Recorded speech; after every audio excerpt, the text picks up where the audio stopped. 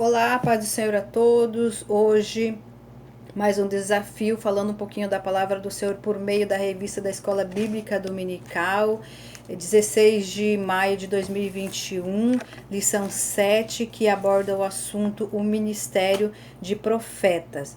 Então, nós estamos falando de mais um ministério que está elencado em Efésios 4:11, que são 5 ministérios que Deus deixou, ministérios vocacionais para a igreja.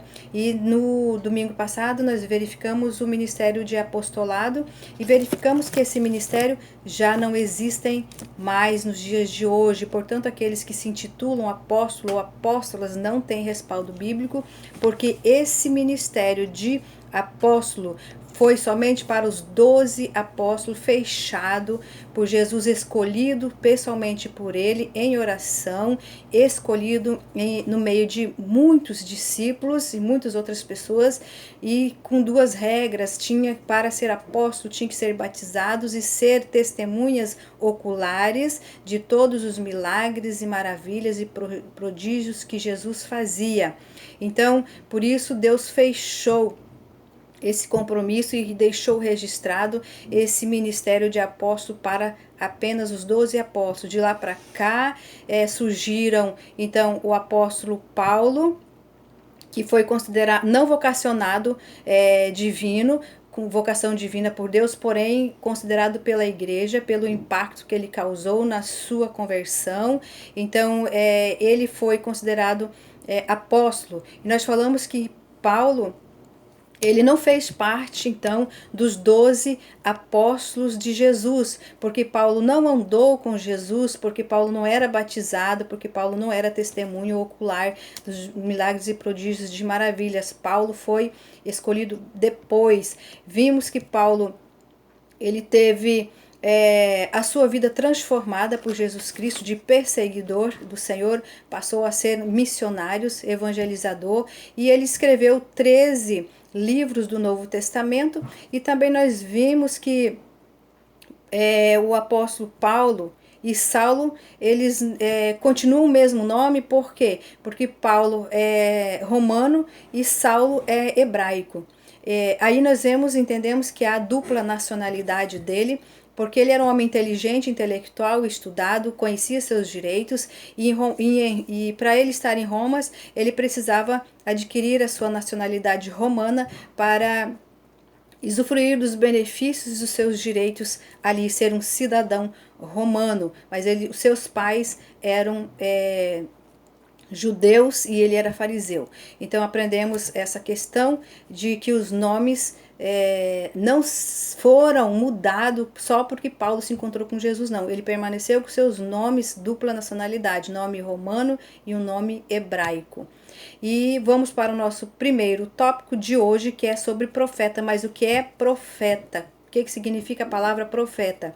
Então nós vemos que profeta é um nome hebraico e que significa Nabi, e que Nabi significa anunciador das mensagens do Senhor Deus, e é uma vocação divina ser profeta. O profeta, ele recebe de Deus as mensagens, ele ouve a mensagem de Deus e entrega para a igreja. Diferente, ou seja, ao contrário dos sacerdócios, que naquela época eles ouviam o povo e levavam as petições, as mensagens para Deus. E vemos também que no Velho Testamento e no Novo Testamento todos os profetas são messiânicos. Por quê? Porque eles já apontavam para o Messias que havia de vir. Então já fazia parte do plano de salvação do nosso Deus, em salvar a humanidade por meio de um Messias, por meio de um Salvador. E nós vemos também que esses profetas Deus colocou para a igreja, para que elas fossem orientadas, fossem evangelizadas, para que elas fossem exortadas, aconselhadas, orientadas, animadas, que elas fossem instruídas e ficassem preparadas para no dia do arrebatamento, para no dia da glorificação do seu corpo. porque a palavra do Senhor diz que no dia do arrebatamento esse corpo nosso será glorificado. E nós vemos um grande exemplo e único, o exemplo da glorificação do corpo de Jesus Cristo na sua transfiguração, quando Jesus Cristo, aqui nessa terra de pecadores, andando com pecadores, sentindo todas as dores, as mesmas necessidades como homem, mas teve o seu corpo glorificado perante Moisés e perante Elias. Foram as duas testemunhas que ocularam, que viram Jesus sendo transfigurado, sendo transformado, sendo glorificado, e eles viram o seu corpo radiante. Então podemos ter certeza absoluta que o nosso corpo será também assim glorificado. E essas testemunhas eram homens, eram pecadores, sentiam dores terráqueas nessa terra. Então nós temos esse exemplo da glorificação da igreja, e o compromisso do Senhor e a responsabilidade de deixar os seus profetas para poder guiar a igreja do Senhor naquele grande dia, naquela grande glorificação da igreja do Senhor que subirá para com Deus. E nós vemos que os profetas, muitas vezes, eles são perseguidos. E por quê? Porque eles são comprometidos com a verdade, eles são comprometidos com a verdadeira mensagem vindo do céu. Quando Deus entrega a mensagem, eles têm que entregar, doa quem doer, a verdade. Por mais que muitos gostem de ouvir mentira, muitos gostam de se iludir, muitos gostam de ouvir profetadas, geralmente essas pessoas não permanecem, porque elas se decepcionam, porque elas entristecem, porque a profecia não se cumpre, porque veio de pessoas falsas. Então, mas o verdadeiro profeta é aquele que entrega a palavra para a igreja, ou seja, para alguém, doa a quem doer. Por isso, muitas vezes ele é perseguido. E o profeta também, ele veio para desmascarar, ele veio para desvendar o oculto e escondido que podem estar em todos os lugares na igreja do Senhor, infiltrados, influenciados, para poder enganar aqueles que não estão alicerçados na palavra do Senhor, porque aqueles que estão alicerçados na palavra do Senhor, aqueles que estão dispostos a crescer na graça e no conhecimento, eles recebem o dom de discernimento, e eles sabem quando a profecia vem de um verdadeiro profeta e quando ela vem de um falso profeta. Esse é o ofício de um profeta: desmascarar as mentiras, desmascarar os pecados ocultos que estão dentro da igreja, ou seja, tornar em público aquilo que está ali adoecendo a muitos e influenciando para que essas pessoas venham a pecar e sair da igreja e ter as suas vidas ceifadas, às vezes pelo inimigo, sem salvação. Então a missão, o ministério de profeta é ser verdadeiro. E o profeta também, ele é considerado porta-voz de Deus. Por quê? Porque a mensagem vem direta de Deus para ele, para que ele possa entregar a mensagem dita do Senhor. Então, por isso o Senhor deixou profetas e profetisas. No caso de Uda, da Bíblia Sagrada, ela era profetisa também. Deus usa homens e mulheres para profetizar dentro da sua igreja. E nós precisamos estar sempre bem atento e alerta sobre as profecias de quem está vindo, se são de Deus ou não. Então, por isso o Senhor nos dá o discernimento. E já vamos para o segundo tópico, que fala sobre o Novo Testamento, que são os 5 ministérios que nós estamos estudando, que estão elencados em Efésios 4:11, que são mencionados que esses líderes vocacionados, esses líderes profetas, eles também são líderes. Por exemplo, os pastores, os evangelistas, todos e qualquer obreiros, lideranças, eles também têm a palavra profética do Senhor. Eles também profetizam para a igreja, porque eles levam a palavra profética à igreja todos os dias, dia após dia. Por isso eles são considerados profetas permanentes, porque é todos os dias que eles cuidam. Eles têm um amplo campo de cuidar da igreja, de orientar, exortar e entregar a palavra do Senhor verdadeira e genuína para a igreja.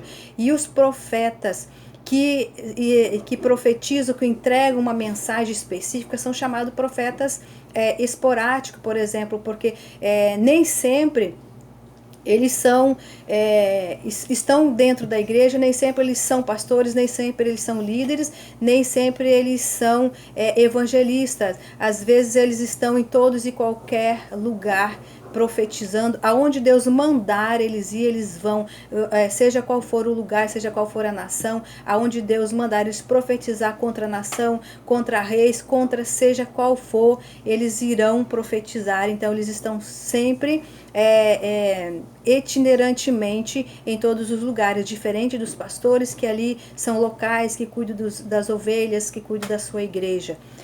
Então essa é a diferença de profetas na liderança e de profetas de mensagens específicas. É quando Deus usa alguém, levanta alguém para desvendar algo que está de errado naquele país, naquele lugar, naquela igreja, ou seja, onde for, ou até na própria casa.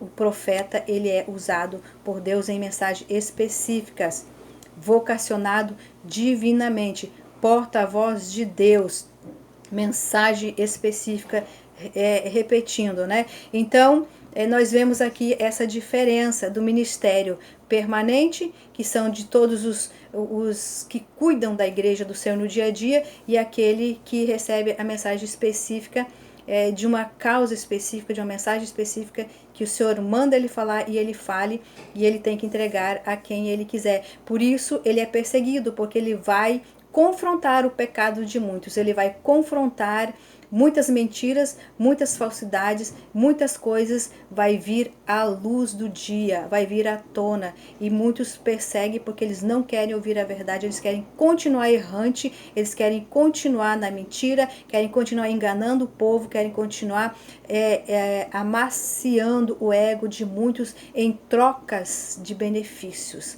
Né, que nos dias de hoje é bem comum essa situação. Muitos profetas profetizar só aquilo que aquela pessoa quer ouvir, porque ela sabe que dela virá uma recompensa, virá um benefício. Portanto, tudo terráquea, nada será aceito por Deus. Então essas pessoas, elas precisam ser desmascaradas para não permanecer dentro da igreja do Senhor, atrapalhando a obra, sendo tropeço e tentando levar muitas almas para o inferno ainda. Então, a missão do profeta, o ministério do profeta é consolar a igreja, é exortar, é admoestar, seja a mensagem boa e seja a mensagem ruim. Todos os profetas têm esse objetivo de entregar a palavra do Senhor. E nós vemos também aqui nesse segundo tópico que os profetas verdadeiros, eles são conhecidos pelos seus frutos.